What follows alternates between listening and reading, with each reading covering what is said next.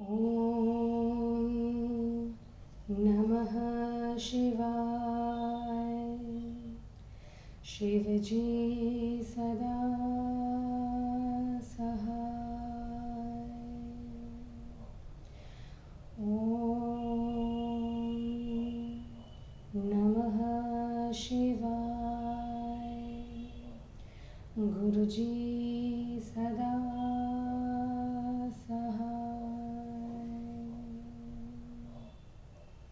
जय गुरुजी।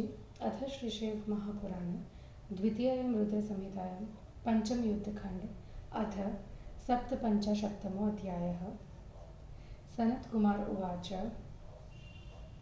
शृणु व्यास महाप्रेम्णा चरितं शशिमौलिनः यथावधिं त्रिशूलेन दानवेन्द्रं गजासुरं दानवे निहते देव्या समरे महिषासुरे देवानां च हितार्थाय पुरा देवाः सुखं ययुः तस्य पुत्रो महावीरो मुनीश्वर गजासुरः पितुर्वधं हि संस्मृत्य कृतं देव्यासुरार्थनात् स तद्वैरमनुस्मृत्य तपोर्थगतवान् वने समुद्दिश्य विधिं प्रीत्या तताप परमं तपः अवध्योऽहं भविष्यामि स्त्रीपुंभिः कामनिर्जिते संविचार्येति मनसा भूतपोरतमानसः स तेपे हिमवद्द्रोण्या तपः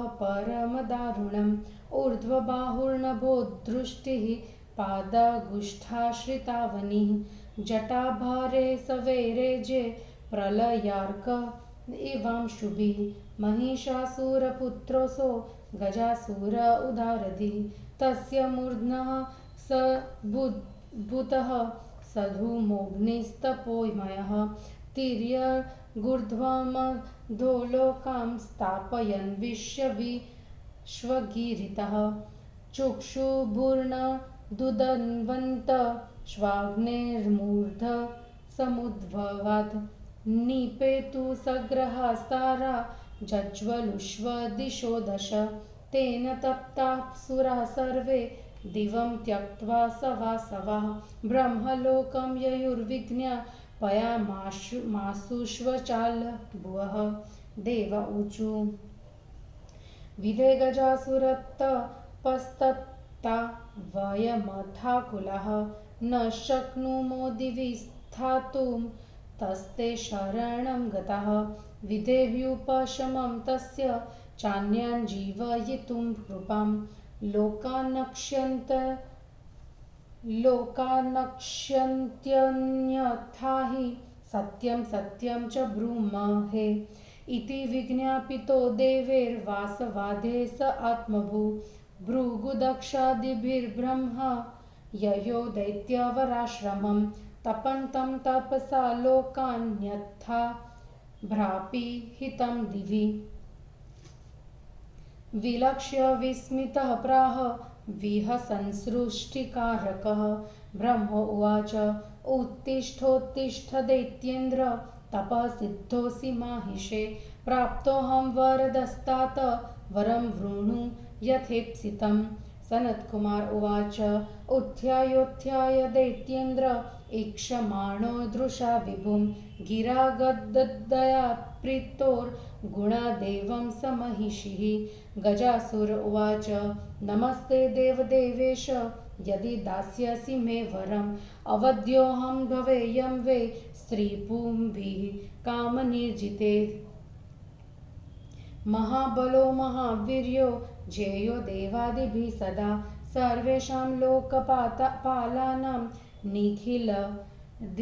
निखिलर्धिस्तुभु विभो सनत्कुमार उवाच एवं वृतः शतधृतिर्दानवेन स तेन वै प्रादातत्तपसा प्रीतो वरं तस्य सुदुर्लभम् एवं लब्धा वरो दैत्यो माहिषीष्वगजासुरः सुप्रसन्नमनसोऽथ स्वधाम प्रत्यपद्धत स विजित्य दिशः सर्वा लोकां श्वत्रीन्महासुरः देवासुरमनुष्येन्द्रान् गन्धर्व गरुडोगरान् इत्यादि त्रिदिन्निखिलान् जित्वा वशमानीय विश्वविजित जहार लोकपालानां स्थानानि सह तेजसा देवोधानश्रिया जुष्टं ध्यास्ते स्म त्रिविष्टपम महेन्द्रभवनं साक्षात् निर्मितं विश्वकर्मणा तस्मिन् महेन्द्रस्य गृहे महामना निर्जितलोक एकराट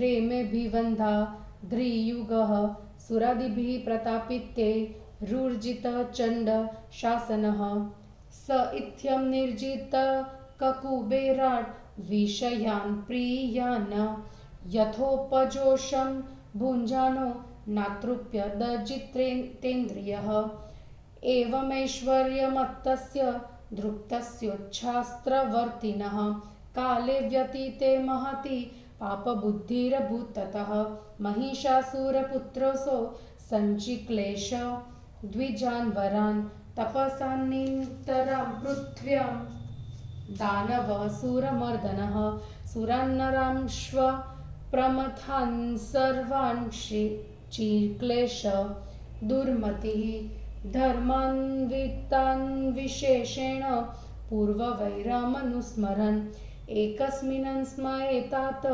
दानवोऽसौ महाबलः आगच्छाद्राजधानीं वै शङ्करस्य गजासुरः समागते सुरेन्द्रैः महान् कलकलो मुने त्रासत्रातेति तत्रासि दाननन्द वनवासिनां महिषासुरपुत्रोऽसौ यदा पुर्या समागतः प्रमथान् सर्वान् निजवीर्यमदोत्पतः तस्मिन्नवसरे देवः शक्राघातस्तपराजितः शिवस्य शरणं जग्मुर्नत्वा तुष्टवुरादरात् न्यवेदयन्दानवस्य तस्य काश्यं समागमम् क्लेशाधिक्यं तत्रत्यानां तन्नाथानां विशेषतः देव ऊचु देवदेव महादेव तव पुर्यागतोऽसुरः कष्टं दत्ते त्वजन्नानां तं जहित्वं कृपानुदे यत्र यत्र धरायां च चरणं प्रमिणोतिः अचलां सचलां तत्र करोति निजभारतः उरुवेगेन तरवः पतन्ति शिखरे सह यस्य दोर्दण्डधातेन चूर्णिस्युष्वशिलोच्चया यस्य मौलिज्यसङ्घर्षाद्धना व्योम त्यजन्त्यपि नीलिमानं च नाधापि जग्बृहस्तस्ते केशसङ्गजं यस्य निःश्वाससंभारे ऋतङ्गमहाब्धयः नदोप्यमन्दकल्लोला भवन्तीतिमिभिः सह योजनानां सहस्राणि नव यस्य समुच्छ्रयः तावनेव हि विस्तारस्तनोर्मायाविनोऽस्य हि यन्नेत्रयोः पिङ्गलिमा तथा तरलिमा पुनः विद्युता नोह्यतेऽधापि सोऽयं स्मायाति सत्वरं यां दिशां समभ्येति सोऽयं दुस्सहदानवः अवध्योऽहं भवामीति श्रीपुंभिकामनिर्जिते इत्येवं चेष्टितं तस्य दानवस्य निवेदितं त्वं रक्ष भक्तान् देवेश काशीरक्षणतत्पर सनत्कुमार उवाच इति सम्प्रार्थितो देवैर्भक्तरक्षणतत्परः तत्र जगामसौरं तद्वधक्कामनयाहर आगतं तं समालोक्य शङ्करं भक्तवत्सलं त्रिशूलहस्तं गर्जन्तं जगर्ज स गजासुरः ततस्तयोर्महानासीत् समरो दारुणोद्भूतः नानाशस्त्रास्त्रमं सम्पात्यैर्वारारावं प्रकुर्वतो गजासुरोऽति तेजस्वी महाबलपराक्रमः विव्याधगिरिशं बाणैस्तीक्ष्णैर्निवधातिनम् अथ रुद्रो रौद्रतनुः स्वशरैरतिदारुणे तच्छरांश्विच्छिदे तूर्णमप्राप्तां स्त्रीलशो मुने ततो गजासुरः क्रोद्धो व्यधावत्तं महेश्वरं खड्गहस्तः प्रगज्योर्चैर्हतो सित्यद्धवे मया पतस्त्रिशूलहेतिस्तमायान्तं दैत्यपुङ्गवं विघ्नयावध्यमन्येन शूलेनाभिजधानमतं प्रोत्तस्तेन त्रिशूलेन स च दैत्यो गजासुरः छत्रीकृतमिवात्मानं मन्यमानो जगोहरम् गजासुर उवाच देवदेव महादेव तव भक्तोऽस्मि सर्वथा जाने त्वां त्रिदिवेशानं त्रिशूलिं स्मरहारिणं तव हस्ते मम वधो महाश्रेयस्करो मतः अन्धकारे महेशान त्रिपुरान्तकसर्वग किञ्चिद्विज्ञातुमिच्छामि तच्छृणुष्व कृपाकर सत्यं ब्रवीमि नासत्यं मृत्युञ्जय विचारय त्वमेको जगतां वन्धो विश्वस्योपरि संस्थितः कालेन सर्वैर्मर्तव्यं श्रेयसे मृत्युरीदृशः सनत्कुमार उवाच इत्याकर्ण्यवचस्तस्य शङ्करः करुणानिधि प्रहस्य प्रत्युवाचेशो माहिषेयं गजासुरम् ईश्वर उवाच महापराक्रमनिधे दानवोत्तम समन्ते गजासुरप्रसन्नोऽस्मि स्वानुकूलं वरं वृणु सनत्कुमार उवाच इत्याकर्ण्य महेशस्य वचनं वरदस्य हि प्रत्युवाच प्रसन्नात्मा दानवेन्द्रो गजासुरः गजासुर उवाच यदि प्रसन्नो दिग्वासस्तदानित्यं वसानमे इमां कृतिं महेशान त्वत्त्रिशूलाग्रपावितां स्वप्रमाणं सुखस्पर्शा रणागणपर्णीकृतां दर्शनीयां महादिव्यां सर्वदेव सुखावहाम् इष्टगन्धिः सदैवास्त्वतिकोमला सदैव निर्मला चास्तु सदैवास्त्वतिमण्डना महातपोनलज्ज्वालां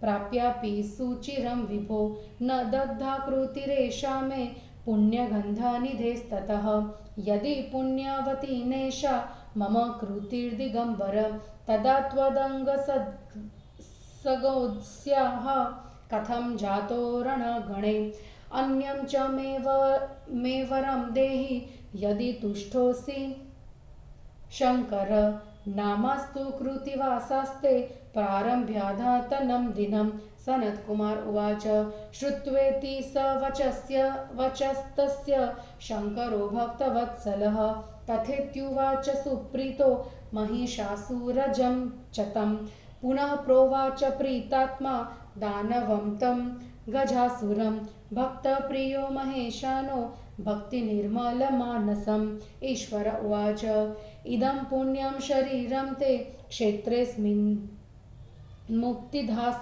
साधते मम लिङ्गं भवत्वत्र सर्वेषां मुक्तिदायकं कृत्तिवास्वेश्वरं नाम महापातकनाशनं सर्वेषामेव लिङ्गानां शिरोभूतं विमुक्तिदं कथयित्वेति देवेशस्तकृतिं परिगृह्य च गजासुरस्य महतीं प्रावृणोद्विदिगम्बरः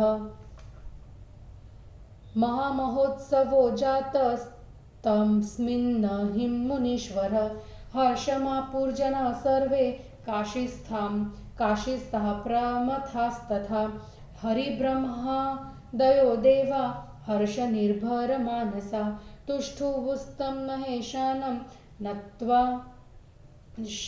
नत्वा साञ्जलयस्ततः हते तस्मिन् दानवेशो महिषे हि गजासुरे स्वस्थानं भेजिरे देवा जगत्स्वास्थ्यमवामच इत्युक्तं चरितं शम्भोर्भक्तवात्सल्यसूचकं स्वर्ग्य यशस्य मायुष्यं धनधान्यप्रवर्धनं य इदं शृणुयात्प्रीत्य श्रावयित्वा शुचिव्रतः स भुक्त्वा च महासौख्यं लभतां ते परं सुखम् इति श्री शिवमहापुराणे द्वितीयायां रुद्रसंहितायां पंचमे युद्धखण्डे गजासुरवधो नाम 57तमोऽध्यायः।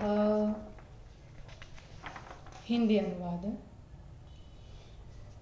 सनत कुमार जी ने कहा, हे व्यास जी, जिन्होंने त्रिशूल से दैत्यराज गजासुर को मारा, उन शिवजी का चरित्र सुनो। जब देवी ने महिषासुर दानव को मारा तब सभी देवता सुखी हुए।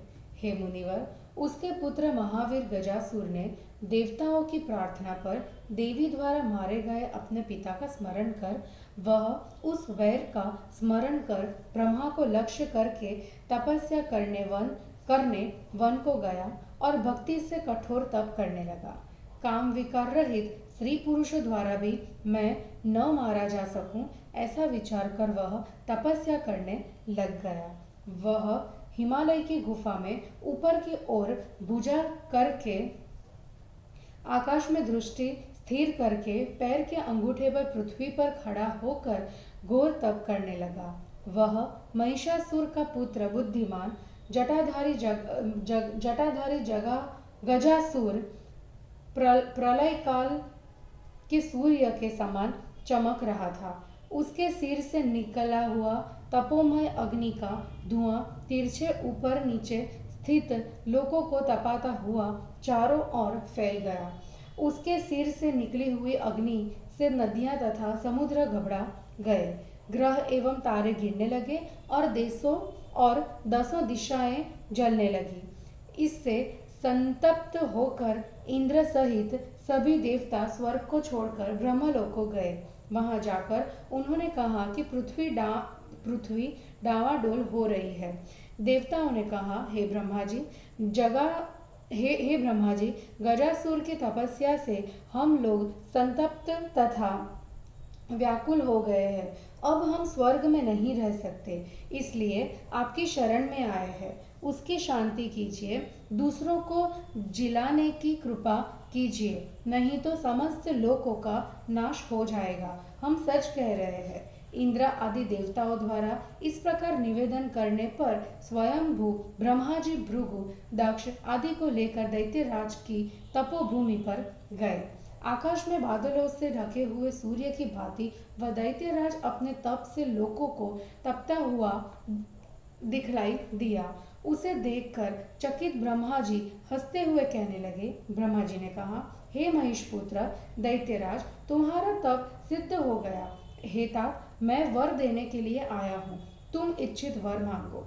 सनत कुमार जी ने कहा, वह महिषासुर का पुत्र दैत्यराज उठकर ब्रह्मा जी को देखता हुआ गदगद वाणी से वर मांगने लगा।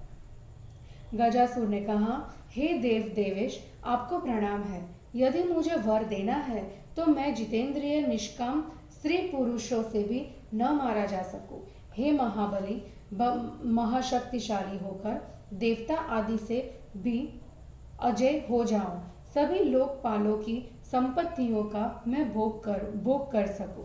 सनत कुमार जी ने कहा, इस प्रकार शतधृति मतलब ब्रह्मा से उस दानव ने अत्यंत दुर्लभ वर मांगा। उसकी तपस्या से प्रसन्न हो उसे वह वर दे दिया। तब वह महिषासुर पुत्र गजासुर प्रसन्न होकर अपने घर चला गया। वह महासुर तीनों लोकों, 10 दिशाओं, देवता, असुर, मनुष्य, इंद्र, गंधर्व, गरुड़ तथा सर्पों को जीतकर और सबको अपने वश में करके उसने लोकपालों के स्थानों का उनके तेज के साथ अपहरण कर लिया। नंदनवन की शोभा से संपन्न विश्वकर्मा द्वारा रचित देवराज इंद्र के भवन में निवास करने लगा। उस देवराज इंद्र के महल में महाबली उदार चरित्र, जिसने समस्त लोकों को जीत लिया है, चक्रवर्ती व कठोर शासन वाला, प्रतापी, देवताओं से चरण पूजवाता हुआ भ्रमण कर रहा था। वह अजितेंद्रिय इस प्रकार 10 दिशाओं को जीतकर अपने प्रिय विषयों का भोग करता हुआ तृप्त नहीं हुआ। इस प्रकार ऐश्वर्य के मद से मत्त, शास्त्रों के विपरीत कार्य करने वाले उसकी कुछ समय के बाद बुद्धि भ्रष्ट हो गई। यह महिषासुर का पुत्र देवताओं को कष्ट देने वाला दानव ब्राह्मणों तथा तपस्वियों को कष्ट देने लगा। वह दुर्बुद्धि देवता, मनुष्य तथा प्रमथ गणों को पहले के वैर का स्मरण कर विशेष रूप से धर्मात्माओं को पीड़ित करने लगा। हे तात, एक बार यह महाबली दानव गजासुर शिव जी की राजधानी में पहुंचा। हे मुनि, दैत्यराज के आने पर वहां आनंद वनवासियों में महान कोलाहल बचाव के रूप में होने लगा। अपने बल वीर्य के मद से उद्यत वह दैत्य प्रथम गणों को मथता हुआ नगर में चला गया।